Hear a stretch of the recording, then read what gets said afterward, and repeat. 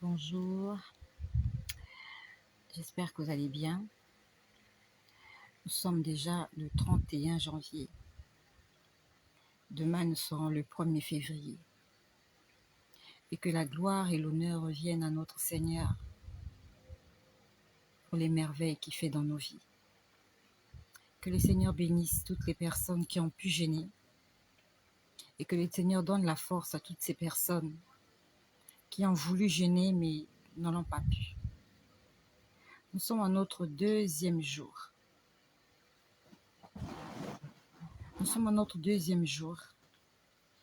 Et le thème c'est « Je veux être rempli du Saint-Esprit ». Je veux être totalement possédé du Saint-Esprit. Au lieu d'être possédé par autre chose, au lieu d'être enivré, au lieu d'être rempli par autre chose, je veux être rempli du Saint-Esprit.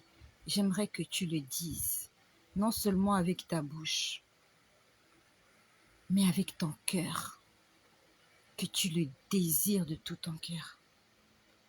Car le Saint-Esprit est le gage pour notre salut.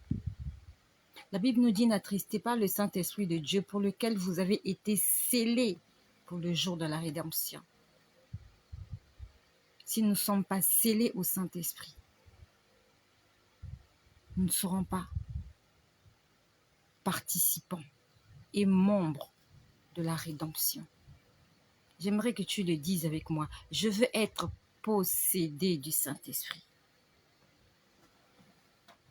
Je veux être rempli du Saint-Esprit. Bonjour à ma sœur Marie-Paul. Que le Seigneur te bénisse. Que le Seigneur bénisse toutes les personnes qui sont là et qui vont nous rejoindre plus tard, qui vont nous suivre en différé. Donc, nous allons lire 3 passages demain matin. Nous sommes déjà demain matin. Nous allons lire 3 passages et nous allons méditer sur ces passages-là. J'ai déjà expliqué comment on peut utiliser un verset biblique pour en faire des sujets de prière. Je vais encore faire une petite illustration pour ceux qui n'ont pas compris ou pour ceux qui n'ont pas suivi. Donc, le premier verset que nous allons lire, c'est Luc, chapitre 4, verset 1. Est-ce qu'il y a quelqu'un qui peut l'écrire? J'aimerais que quelqu'un écrive. Luc, chapitre 4, verset 1. Je compte sur vous. J'attends la première personne qui va écrire. Luc, chapitre 4, verset 1. Et nous allons passer au deuxième, puis au troisième. Est-ce qu'il y a quelqu'un qui peut écrire Luc, chapitre 4, verset 1? Je vous attends. Je sais qu'on n'est pas très nombreux ce soir. La majorité sont endormis. Ce ne sont pas nos heures habituelles de vidéo. Est-ce qu'il y a quelqu'un qui peut m'aider à écrire cela, s'il vous plaît? Je vois Marie-Paul qui est là. Tu es la seule qui s'est manifestée. Est-ce que tu peux écrire cela, Marie-Paul? J'espère que vous m'entendez bien. Ah, je vois Conan Herman qui est là. Merci. Luc chapitre 4, verset 1. Ça, c'est le premier verset que nous allons lire. Le deuxième verset que nous allons lire, c'est Luc chapitre 4, verset 14. Luc chapitre 4, verset 14. Luc, c'est dans le Nouveau Testament. Merci Anne-Yolande Kwame. Je suis heureuse de te lire, ça fait longtemps. Anne-Yolande Kwame. Pardon, j'ai dit Anne-Yolande. Ok. Luc chapitre 4, verset 1 et Luc chapitre 4, verset 14. J'attends la première personne qui va écrire Luc chapitre 4, verset 14. Et après, nous allons passer au troisième verset. Bonjour à Prisca. Deuxième verset, c'est Luc 4, verset 14. Est-ce qu'il y a quelqu'un qui peut m'aider à écrire cela? Est-ce qu'il y a quelqu'un qui peut aussi m'aider à partager cette vidéo? Merci à Lina, Ambali et Carré. Luc chapitre 4, verset 14. Merci. Ça sera le deuxième verset. Et le troisième verset, qui est le tout dernier, nous allons lire Jean chapitre 16, verset 13 à 14. Jean chapitre 13, verset Jean chapitre 16, Jean chapitre 16, verset 13 à 14. Et je vais faire une petite illustration de comment nous allons utiliser ces portions d'écriture pour en faire des versets bibliques. Donc le troisième, c'est Jean chapitre 16, verset 13 à 14. Je vais faire la lecture. Et je vais nous aider, je vais nous montrer comment nous allons en faire un sujet de prière. Nous allons utiliser tous les verbes, tous les adjectifs qualificatifs. Nous allons les mettre dans des sujets de prière. Donc, je fais la lecture. Jean chapitre 16, versets 13 à 14. Il est écrit ceci. Quand le Consolateur sera venu, l'Esprit de vérité, il vous conduira dans toute la vérité, car il ne parlera pas de lui-même, mais il dira tout ce qu'il aura entendu et vous annoncera les choses à venir. Ça, c'est Luc 16, versets 13 à 14. Je continue au verset 14. Il me glorifiera parce qu'il prendra de ce qui est à moi et vous l'annoncera. Alors, comment nous allons transformer ce verset biblique en sujet de prière? Quand je lis le verset 13, c'est Jésus qui parle à ses disciples. Quand le Consolateur sera venu, tu utilises cette phrase pour en faire un sujet de prière. Tu dis, Seigneur, j'ai besoin que le Consolateur vienne dans ma vie. J'ai besoin du Consolateur dans mon entourage, dans ma maison, dans ma famille, dans la vie de mes enfants. J'ai besoin du Consolateur, qu'il m'accompagne partout. Utilise cette phrase pour ton intérêt. Invite le Consolateur, désire le Consolateur, souhaite le Consolateur, demande le Consolateur. Après, nous passons au suivant. L'esprit de vérité. J'invoque l'esprit de vérité. Tu peux dire, j'invoque l'esprit de vérité dans ma vie. J'ai besoin de l'esprit de vérité. Que l'esprit de vérité m'accompagne, que l'esprit de vérité me guide. Je veux être une personne de vérité. Je veux marcher dans la vérité. Que la vérité soit mon partage. Quand l'esprit de vérité, il vous conduira dans toute la vérité. Tu dis, j'ai besoin d'être conduit j'ai besoin d'être conduit dans toute la vérité, que la vérité soit mon essence. En fait, utilise ces mots, utilise ces verbes, utilise ces adjectifs qualificatifs, afin d'en faire une prière. Je sais que nous sommes nombreux quand nous prions, souvent il nous manque des mots. Mais la Bible a mis des mots pour nous aider à prier. Quand il te manque des mots, ouvre un verset et utilise chaque mot, chaque verset, chaque paragraphe, chaque idée. Faisons un sujet de prière.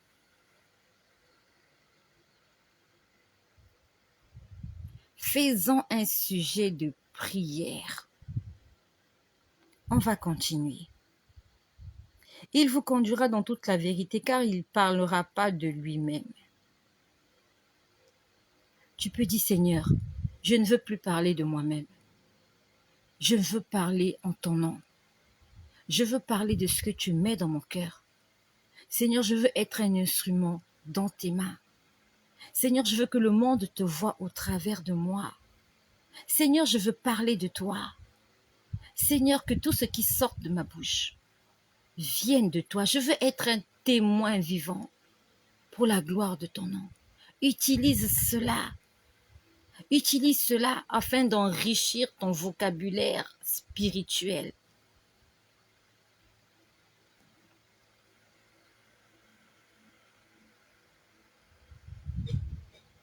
On va continuer. C'est vraiment des illustrations que je suis en train de faire. Il vous annoncera les choses à venir. Tu peux dire, Seigneur, annonce-moi les choses à venir. Tu as dit que le consolateur, quand il viendra dans ma vie, il m'annoncera les choses à venir. Seigneur, je veux être au courant de ce que tu comptes faire pour moi, de ce que tu comptes faire pour ma maison, pour ma famille. Je veux être au courant de ce qui se passe dans le camp de mes ennemis. La Bible nous parle d'un homme qu'on appelle Élisée. Élisée était au courant de ce qui se murmurait dans la chambre du roi des Philistins. Ils étaient des ennemis. Israël avait des ennemis. Et il y avait un prophète qu'on appelle Élisée. Tout ce qui se tramait dans la maison de ses ennemis, Élisée était au courant. Il connaissait tout. Et je peux te dire que le Seigneur peut te révéler les plans de tes ennemis. Le Seigneur peut te révéler ce qui va se passer demain, afin de te préparer, afin de t'avertir. Dieu est notre Père et il ne veut pas nous surprendre. Il veut que nous soyons au courant, surtout quand ce sont des surprises désagréables. Les 7 années d'abondance en Égypte, les 7 années de disette. Pharaon l'avait rêvé, mais il n'avait pas compris. Mais il fallait qu'un homme soit rempli du Saint-Esprit, Joseph, afin de venir interpréter cela et empêcher l'Égypte, éviter que l'Égypte ne puisse disparaître. Sinon, la race égyptienne allait disparaître. Les Égyptiens allaient être dissimulés, la race allait disparaître à cause de la famine pendant 7 ans. 7 ans de famine, c'est beaucoup. Mais à cause d'un homme qui était rempli du Saint-Esprit, il n'a pas manqué de vivre en Égypte, à telle enseigne que les enfants d'Israël en puissent survivre. Ils ont pu se multiplier. Ils ont pu occuper tout le territoire d'Égypte, au point où ils attiraient la jalousie des Égyptiens. Le Saint-Esprit nous révèle les choses cachées. Il peut te révéler même, si tu es un élève, tu fais des examens, le Saint-Esprit peut te révéler même les épreuves, les questions qui viendront lors de ton examen, Donc, je crois que j'ai assez expliqué comment nous pouvons utiliser tous ces paragraphes comme des sujets de prière. Il y a tellement de sujets de prière. Et s'il t'en manque, si tu es à court de sujets de prière, ouvre une page de la Bible, lis un verset. Tu te rendras compte que tu peux prier pendant 1 heure. Tu peux prier pendant 2 heures. Parce que notre Bible, la parole de Dieu, elle est tellement riche. Il y a tellement de choses à exploiter. Mais il nous manque le temps et il nous manque la volonté. Mais dans ces moments d'intimité comme là nous passons, dans des moments de jeûne comme ceci, profitons afin d'apprendre et de nous laisser guider par le Saint-Esprit. Donc le thème, nous allons nous concentrer là-dessus. Et nous allons le déclarer. Je veux être rempli du Saint-Esprit. Le jour de la Pentecôte, lorsque le Saint-Esprit est descendu dans la chambre, les disciples n'étaient plus jamais les mêmes. Leur vie avait radicalement changé. Ils ne se reconnaissaient plus. Ils avaient un tel courage, ils avaient une force, ils avaient une détermination, ils avaient un engouement d'affronter la vie accompagnée du Saint-Esprit. Ils étaient des hommes et des femmes courageux. Le Seigneur peut te révéler et va te révéler les choses cachées. Parce que lui-même, il a dit, invoque-moi et je te répondrai. Je te montrerai des grandes choses, des choses que tu ne connais pas. Hier, c'était la repentance. Dieu nous a parlé de l'humilité. Il a dit, si mon peuple, sur qui est invoqué mon nom, s'humilie, prie et cherche ma face, j'ouvrirai le ciel Il n'ouvrira pas seulement le ciel pour te guérir et pour te délivrer, mais il ouvrira le ciel aussi, afin que le Saint-Esprit descende sur toi, comme cela s'est passé pour Jésus-Christ lorsqu'il est sorti des eaux de baptême dans le Jourdain. Le ciel s'est ouvert et le Saint-Esprit est descendu sur Jésus sous forme d'une colombe et une voix se fit entendre du ciel. Dieu va ouvrir le ciel pour t'exaucer. Dieu va ouvrir le ciel pour te délivrer. Dieu va ouvrir le ciel pour te guérir. Et Dieu va ouvrir le ciel pour te remplir de son esprit.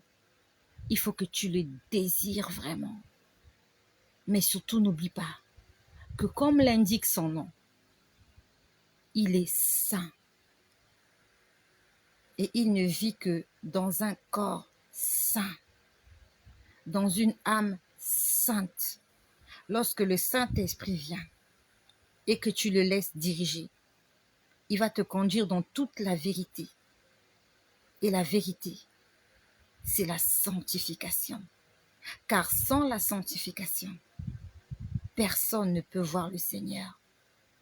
Personne ne peut résister devant le Seigneur s'il n'est pas saint. Pour supporter la présence de Dieu et de ne pas mourir, il faut être une personne sainte. À moins que Dieu te cache afin que tu ne puisses pas mourir dans sa présence.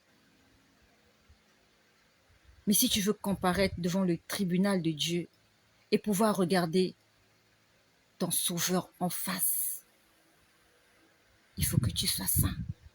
Sinon, tu ne pourras même pas t'approcher. Tu ne pourras même pas t'approcher. Tu seras foudroyé. Tu ne pourras pas t'approcher du trône de Dieu si tu n'es pas saint.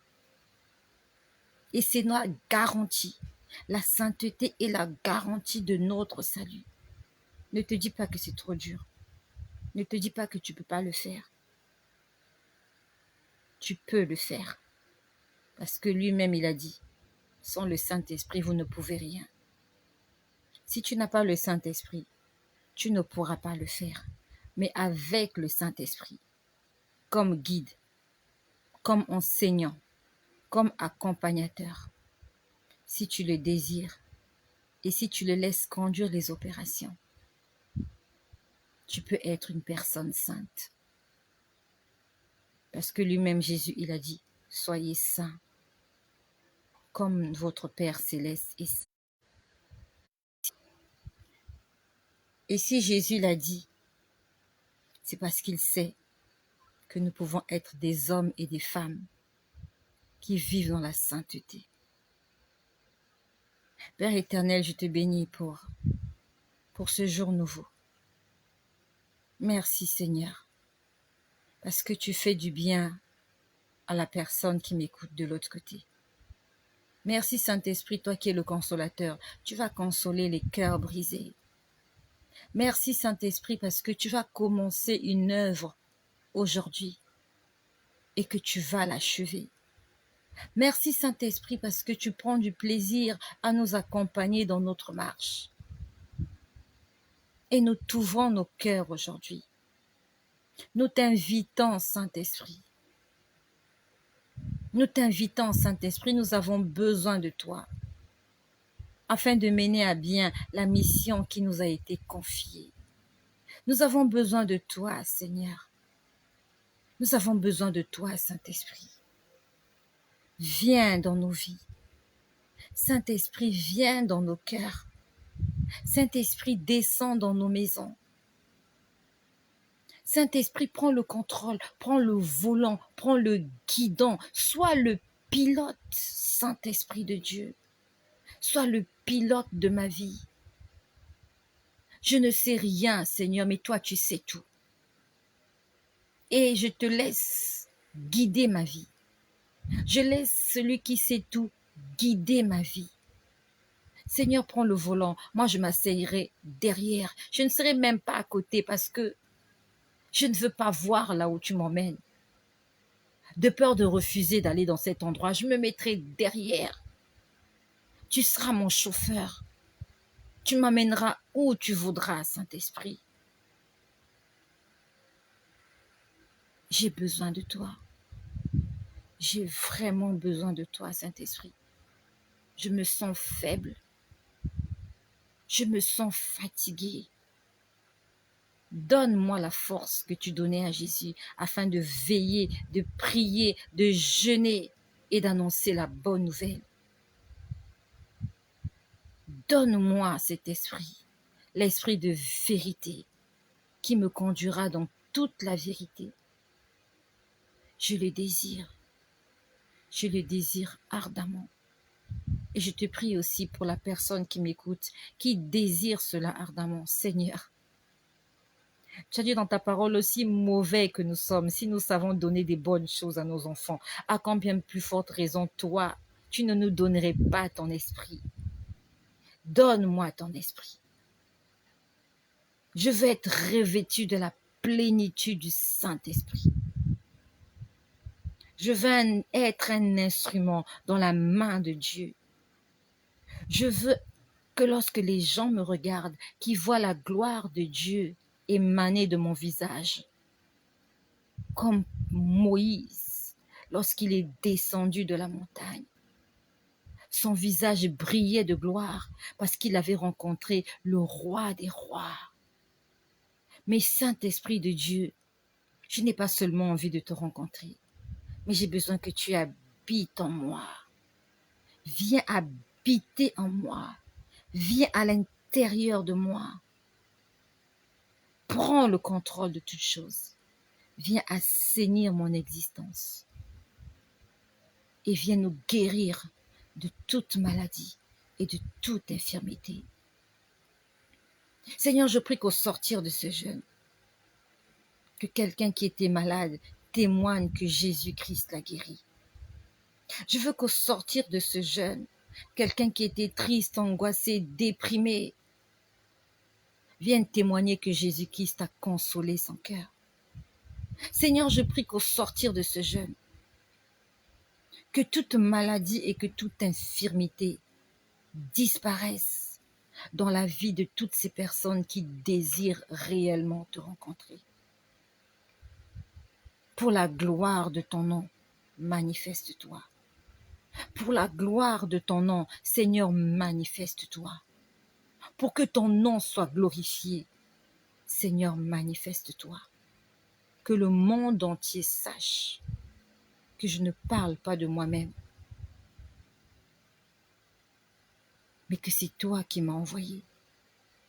Et que le monde entier croit en celui que je proclame comme Seigneur et Sauveur, Jésus-Christ de Nazareth. Que la gloire te revienne, Seigneur Jésus-Christ. Amen.